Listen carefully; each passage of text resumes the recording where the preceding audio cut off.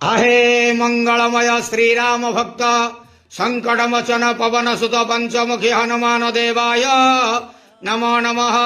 दीपं यदि परम ब्रह्म दीपं यदि जनार्दन दीप हरतु मे पाप पूजा दीप नमस्तुते। संसार सुखी रखंतु।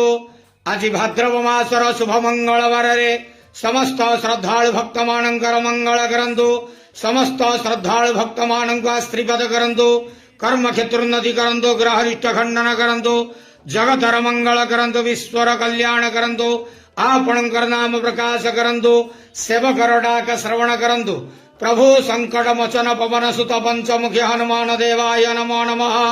मनोज मारुत तुल्य वेगं जितेन्द्रियं बुद्धिमता वरिष्ठं वातात्मजं वानरोत्तमख्यं श्रीरामदूतं शरणं प्रपद्ये। संसार सुखी रखंतु आनंद के वार। हरि बोलो। आज शुभ मंगलवार रे समस्त